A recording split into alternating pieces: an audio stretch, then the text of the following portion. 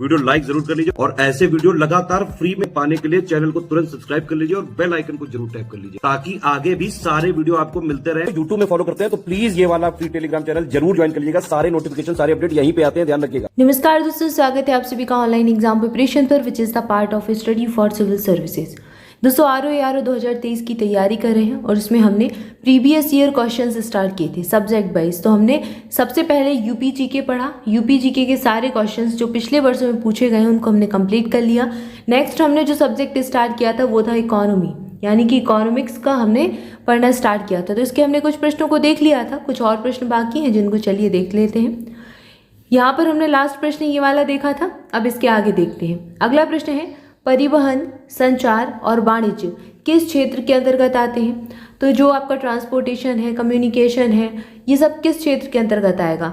आप सब जानते ही होंगे अर्थव्यवस्था के 3 क्षेत्र होते हैं, एक प्राइमरी क्षेत्र होता है, एक सेकेंडरी होता है और एक तृतीयक क्षेत्र होता है, जिसको सर्विस सेक्टर या फिर सेवा क्षेत्र भी कहा जाता है।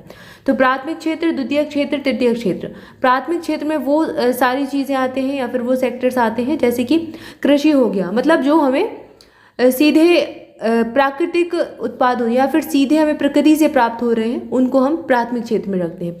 फिर जो हमें प्रकृति से प्राप्त हुआ है, जो हमें प्राकृतिक रूप से प्राप्त हुआ है, जैसे कि कोई भी कच्चा माल है, कृषि के उत्पाद है, उनका हमने कुछ विनिर्माण कर लिया, उनको हमने फिर से कुछ करके बना लिया, ठीक है ना। जैसे कि हमने उद्योग लगा लिया, हमें कपास मिला, कपास से कपड़ा बनाया, कपड़ा बनाने का जो उद्योग है वो द्वितीयक क्षेत्र में आ जाएगा, ठीक है। ऐसे ही फिर तृतीय क्षेत्र हो गया, सेवा क्षेत्र हो गया। सेवा क्षेत्र में क्या आएगा, सर्विस सेक्टर। पूरा नाम से ही स्पष्ट है कि जो सेवाएं हैं, मतलब कि अगर कोई व्यक्ति सर्विस कर रहा है, अपनी सेवाएं दे रहा है, तो मानव संसाधन वगैरह सारी चीज़ें इसमें आ जाती हैं। नौकरी, जॉब, ये आप जो तैयारी कर रहे हैं आप सब किस में आएंगे, सर्विस सेक्टर में आ जाएंगे जॉब करने के बाद। तो ये तृतीय क्षेत्र हो गया। परिवहन भी, संचार, परिवहन क्या है, एक प्रकार की सर्विस ही है। संचार, कम्युनिकेशन भी गवर्नमेंट हमें सर्विस देती है, या फिर प्राइवेट जो कंपनियां होती हैं वो भी सर्विस प्रोवाइड कराती हैं। वाणिज्य, ये सब सर्विस सेक्टर में आ जाएंगे। क्लियर है। अगला प्रश्न दिया गया है आयात कर। आयात कर क्या होता है, तो आयात कर है व्यापार की मात्रा को घटा देता है। व्यापार की मात्रा को घटाता है, ये याद रखना है, बढ़ाता नहीं है। और इसका ऐसा भी नहीं है कि इसकी मात्रा का कोई प्रभाव नहीं पड़ेगा व्यापार पर, ठीक है। तो ये व्यापार की मात्रा को घटा देगा आयात कर। अगर आयात पर कर लगा दे, आयात और निर्यात तो जानते ही होंगे ना, इंपोर्ट एक्सपोर्ट। आयात करना मतलब दूसरे देशों से हम कुछ मंगा रहे हैं, और निर्यात करना मतलब अपने देश से दूसरे देश में हम कुछ भेज रहे हैं। अगर हम दूसरे देश से कुछ मंगा रहे हैं और उस पर कर लगा दिया जाए तो क्या होगा, व्यापार की मात्रा घट जाएगी, क्योंकि हमने कुछ चीज़ मंगाई, उसका अपना खुद तो यूज़ करेंगे नहीं, हो सकता है उसका हमें व्यापार करना हो, आगे जाकर बेचना हो। तो ये एक तरीके से व्यापार कहीं ना कहीं इस पर, व्यापार पर इसका इफेक्ट पड़ेगा। क्लियर है। अगला प्रश्न दिया गया है भारतीय रुपए को चालू खाते में पूर्ण परिवर्तनीय बनाया गया था। कब बनाया, 1994 में बनाया, डेट याद रखें। इसके बाद अगला प्रश्न यहाँ पर देखिए, कुछ आपको कार्यक्रम दिए गए हैं, उनको शुरू करने के वर्ष पूछे। अब कुछ कार्यक्रम पुराने ऐसे होते हैं जो इंपॉर्टेंट हमेशा बने रहते हैं, ठीक है। जैसे कि मनरेगा के बारे में अक्सर प्रश्न पूछा जाता है। कुछ योजनाएं अभी भी संचालित हैं परिवर्तित रूप में, और कुछ योजनाएं बंद हो गई लेकिन फिर भी महत्वपूर्ण थी इसलिए पूछी जाती हैं। अब कई सारी योजनाएं जैसे इनमें सब में है, इनका तो नाम परिवर्तित कर दिया और अभी भी संचालित है, लेकिन पुराने नाम से योजनाओं का वर्ष पूछ लिया जाता है अक्सर एग्जाम में। तो यहाँ पर कुछ योजनाएं, इसका एक वीडियो भी आ चुका है तो आप वो भी देख लीजिएगा, उसमें सारी योजनाएं एक साथ दी गई हैं। अब जैसे यहाँ है स्वर्ण जयंती ग्राम स्वरोजगार योजना, कब प्रारंभ की गई, तो ये 1999 की है। स्वर्ण जयंती शहरी रोजगार योजना, ये कब प्रारंभ की गई, ये 1997 की है। जवाहर रोजगार योजना कब आई, 1989 में आई। और राष्ट्रीय ग्रामीण स्वास्थ्य मिशन ये आया था 2005 में, ये सही सुमेलित दिया गया है, तो इसका सही उत्तर ऐसे मिलान कर लें। अगला प्रश्न है निम्नलिखित में से किस भारतीय पंचवर्षीय योजना में सभी विकासात्मक प्रयासों की सार के रूप में मानव विकास को मान्यता दी। तो ये कब हुआ था, ये 8वीं पंचवर्षीय योजना में हुआ था। पंचवर्षीय योजनाएं तो खत्म हो गई, 12 पंचवर्षीय योजनाओं का कार्यकाल रहा, लेकिन 12 के 12 पंचवर्षीय योजनाओं का आपको उद्देश्य याद रखना है, लक्ष्य याद रखना है, और प्रथम 4 पंचवर्षीय योजनाओं के मॉडल भी याद रखने हैं, किस मॉडल पर आधारित थी, जैसे हेरोल्ड डोमट मॉडल, महालनोबिस मॉडल, ठीक है। तो ये सारे मॉडल भी याद रखते हैं, क्योंकि अभी प्रीवियस अगर आपने वीडियो देखा होगा तो मॉडल भी पूछ लिए हैं और उद्देश्य तो पूछे जाते हैं। 12वीं पंचवर्षीय योजना का उद्देश्य अधिकांश तौर पर पूछा जाता है। अगला प्रश्न है जीएसटी किस तरह का कर है, तो एक प्रकार का प्रत्यक्ष कर है, इनडायरेक्ट टैक्स है। मुद्रा एवं वित्तीय मामलों में सरकार का वित्तीय अभिकर्ता एवं सलाहकार कौन है? तो कौन हो जाएगा? आरबीआई है, रिजर्व बैंक ऑफ इंडिया, केंद्रीय बैंक है, सेंट्रल बैंक ऑफ इंडिया है और सरकार का वित्तीय मामलों में सलाहकार भी है, अभिकर्ता भी है। इसके बाद अगला प्रश्न है, यहाँ पर जीएसटी परिषद से संबंधित कुछ कथन ही दिए गए हैं। जीएसटी परिषद की अध्यक्षता संघीय वित्त मंत्री करते हैं और केंद्र के राजस्व या फिर वित्त के प्रभारी राज्य मंत्री इसके सदस्य होते हैं। बिल्कुल सही कथन दिया गया है। दूसरा कथन है, जीएसटी परिषद कर दर से छूट वाली वस्तुओं के बारे में निर्णय करेगी और नई कर नीति का निर्धारण भी करेगी। तो जीएसटी परिषद का ये काम होता है। राज्य सरकार के पास बैट उगाही का विकल्प होगा यदि वे ऐसा चाहें तो ये वाला कथन गलत दिया गया है। पहला दूसरा सही है, तो इसमें से सही कथन का हम चयन कर लेंगे। अगला प्रश्न है, शुद्ध निर्यात बराबर होता है। शुद्ध निर्यात बराबर क्या होता है? निर्यात माइनस आयात। निर्यात हमने जितना किया उसमें से आयात घटा देंगे तो शुद्ध निर्यात आ जाएगा हमारा। सी वाला सही हो जाएगा। अगला प्रश्न है, उत्पादक कीमत सूचकांक मापता है। ये क्या मापेगा? उत्पादित वस्तुओं और सेवाओं की कीमत के औसत परिवर्तन को ये माप लेता है। अगला प्रश्न है, किसान क्रेडिट कार्ड। ये बहुत इंपॉर्टेंट है, इससे प्रश्न पूछे जाते हैं अक्सर। किसान क्रेडिट कार्ड योजना के संबंध में निम्न कथनों पर विचार कीजिए। पहला कथन दिया गया है, किसान क्रेडिट कार्ड योजना 2001 में शुरू की गई थी।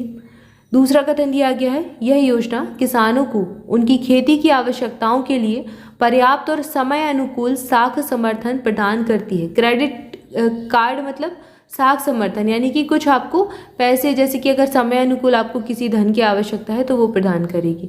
साख उनकी क्रेडिट कार्ड्स आपने सुने होंगे, तो क्रेडिट कार्ड मतलब कि आप लोन ले सकते हैं, उसका पेमेंट आपको बाद में करना ही होता है, लेकिन एक प्रकार से लोन मिलता भी किसको? जिसकी साख होती है। क्रेडिट कार्ड किसके पास होता है? जिसकी कोई गारंटी हो, जिसकी साख हो कि हाँ भाई ये वापस कर देगा पैसा, तो उसको। तो ऐसे ही किसानों के लिए भी शुरू किया गया था। कब शुरू किया गया, ये डेट गलत दी गई है, जल्दी से कमेंट करके बताएं इसकी शुरुआत कब की गई थी। आपको पढ़ाया जा चुका है, केवल दूसरा सही हो जाएगा यहाँ पर। अगला प्रश्न है, यहाँ पर प्रश्न दिया गया है, निम्नलिखित में से कौन सी एजेंसी भारत से कृषि सामानों के निर्यात में सम्मिलित नहीं है, सहभागी नहीं है? NAFED, state trading corporation, IFFCO और एमएमटीएस। तो इसमें से इफ्को नहीं है शामिल, तो ये वाला सही हो जाएगा। अगला प्रश्न है, नाबार्ड के संबंध में निम्न कथनों पर विचार कीजिए। नाबार्ड संसद के अधिनियम द्वारा वर्ष 1982 में स्थापित हुआ था और यह केवल कृषि के लिए साख की सुविधा प्रदान करता है। तो यहाँ पर केवल पहला वाला सही हो जाएगा, दूसरा गलत हो जाएगा। 12 जुलाई को इसकी स्थापना हुई थी, ये चीज़ याद रखें। डेट भी कई बार अलग से एग्जाम में पूछी गई है। अगला प्रश्न है, स्टॉक एक्सचेंज में निम्नलिखित में से कौन सट्टेबाज नहीं है? तो यहाँ पर तेजड़िया, मंदड़िया, स्टैग, ये सब सट्टेबाज जो है कहलाते हैं, दलाल नहीं होता सट्टेबाज, तो ये वाला सही मान लेंगे। अगला प्रश्न है, सूक्ष्म लघु एवं मध्यम उद्यम विकास अधिनियम पारित हुआ था। ये कब पारित हुआ था? 2006 में।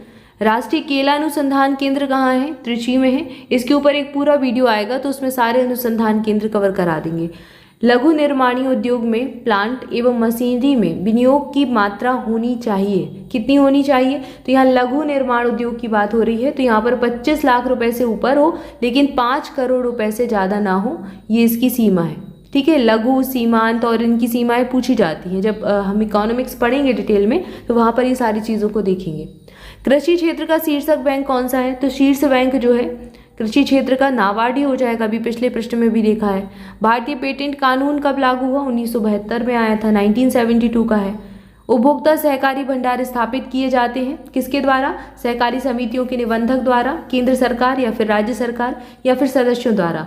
तो इसके जो सदस्य होते हैं वही इसको स्थापित करते हैं। इसके बाद अगला प्रश्न है, यहाँ पर फिर से 2 सूचियाँ दी गई हैं, इनका मिलान करना है। पहली सूची दी गई है capital gain tax, central excise duty, custom duty, corporate tax. तो कुछ प्रकार के टैक्स बताए गए हैं और कहाँ पर लगते हैं। जैसे कि कैपिटल गेन टैक्स ये कहाँ लगता है? संपत्ति विक्रय पर। सेंट्रल एक्साइज ड्यूटी कहाँ लगेगी? फैक्ट्री निर्मित वस्तुओं पर। कस्टम ड्यूटी आयात पर लगती है और कॉर्पोरेट टैक्स ये आय पर लगता है। तो ये सारे मिलान कर लीजिएगा।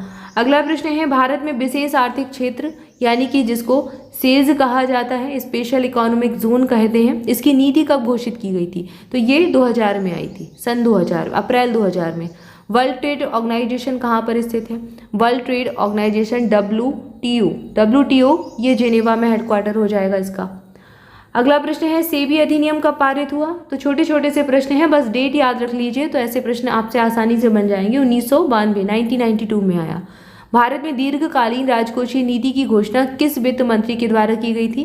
तो ये बीपी सिंह जो थे, इनके द्वारा की गई थी। वित्त मंत्रियों का क्रम भी याद रखना है, ये भी प्रश्न पूछ चुके हैं, तो ये भी आपको करा दिया जाएगा। अगला प्रश्न है, किसानों के लिए किसान क्रेडिट कार्ड योजना लाएगी, कब लाई? 1998-99 में। चलिए यहीं पर प्रश्न आ गया, आपको उत्तर भी यहीं पर मिल गया। जो भी प्रश्न पूछा था 1998-99 में इसको लाया गया था। अगला प्रश्न है, 2011 में सूक्ष्म एवं वित्त संस्थाएं माइक्रो फाइनेंस इंस्टीट्यूशन निम्नलिखित में से किसकी सिफारिश पर स्थापित किए गए थे? तो ये जो है सूक्ष्म और वित्त संस्थाओं के बारे में आप अक्सर पढ़ते होंगे, इनको किसकी सिफारिश पर स्थापित किया गया था? मालेगांव समिति एक आई थी, उन्होंने इसकी रिकमेंडेशन दी थी, तो उनकी रिकमेंडेशन पर इसको स्थापित किया गया था। अगला प्रश्न है, निम्नलिखित में से कौन सी 2 दाल वाली तिलहनी फसलें हैं? तो ये कौन कौन सी हो जाएंगी? 2 दाल वाली, तो ये मूंगफली हो जाएगी, 2 दाल वाली तिलहनी फसल। अगला प्रश्न है, पीली क्रांति का संबंध किससे है? तो पीली क्रांति या फिर पीत क्रांति का संबंध तिलहन उत्पादन से है, ठीक है ना। अगला प्रश्न है, ये क्रांतियां भी पूछ लेते हैं ऐसे वन लाइनर के फॉर्म में। पीटी वाले अगर एग्जाम देने वाले हैं पीटी का, तो उसमें जरूर पढ़कर जाए, उसमें एक ना एक क्रांति जरूर पूछेंगे। अगला प्रश्न है, प्रतिच्छाया बैंकिंग क्या है? प्रतिच्छाया बैंकिंग किसको कहते हैं? शैडोज बैंकिंग किसको कहते हैं? गैर बैंकिंग वित्तीय संस्थाओं द्वारा वित्तीय तथा अन्य गतिविधियों को संपन्न करना, तो इसको क्या कहेंगे? प्रतिच्छाया बैंकिंग कहा जाएगा, ठीक है ना। ऑप्शन बी सही उत्तर हो जाएगा। तो यहाँ पर हमने कुछ प्रश्नों को देखा, कुछ और प्रश्न हैं जिनको अगली वीडियो में देख लेंगे। तब तक के लिए आप सभी चैनल के साथ जुड़े रहें। मोर अपडेट के लिए टेलीग्राम ग्रुप ज्वाइन कर सकते हैं, लिंक आपको डिस्क्रिप्शन में मिल जाएगी। इसके अलावा study for civil services application launch हो चुका है और एप्लीकेशन पर आपको ROARO 2023 का कंप्लीट स्टडी मटेरियल मिल जाएगा, साथ ही साथ वीडियो क्लासेस मिल जाएंगी, करंट अफेयर, जीके, जीएस सारा कुछ मिल जाएगा आपके सिलेबस के अकॉर्डिंग। इसके अलावा टेस्ट सीरीज भी यहीं पर लॉन्च की जाएगी, तो आप लगातार ऐप के साथ बने रहें। और अगर आप कोर्स लेना चाहते हैं तो ऐप से आराम से ईजिली आप इसको एक्सेस कर सकते हैं। ऐप की लिंक आपको डिस्क्रिप्शन में मिल जाएगी, या फिर आप प्ले स्टोर पर जाइए। एंड्रॉइड में प्ले स्टोर पर आपको study for civil services type करना है, आपको इस कलर का लोगो दिखेगा, इस प्रकार का हमारे ये स्टडी फॉर सिविल सर्विसेज का लोगो है, ये दिखेगा, आपको इस पर क्लिक करना है और आप ऐप इंस्टॉल कर लीजिए, रजिस्ट्रेशन कर दीजिए। उसके बाद आप फिर जो भी कोर्स देखना चाहते हैं, जिस भी एग्जाम के रिगार्डिंग आप जो भी चीज़ देखना चाहते हैं देख सकते हैं। इसके अलावा यहाँ पर काफ़ी सारी स्टडी मटेरियल भी डला है, जैसे NCERT भी मिल जाएंगी, करंट अफेयर की PDF भी मिल जाएंगी, तो वो भी आप देख सकते हैं। और हाँ, ROARO 2023 में आती है 60 नंबर की हिंदी। 60 नंबर सीधे सीधे हिंदी से मिल जाते हैं और इसकी कंप्लीट तैयारी, बिल्कुल 60 नंबर की पूरी तैयारी आपको मात्र 49 रुपये में मिल रही है, 49 रुपीज़ में करवाई जा रही है study for civil services application पर, तो इसको भी आप देख सकते हैं। Thank you for watching this video. स्वस्थ रहें, मस्त रहें, मुस्कुराते रहें, पढ़ाई करते रहें। मिलेंगे नेक्स्ट वीडियो में। Thank you so much.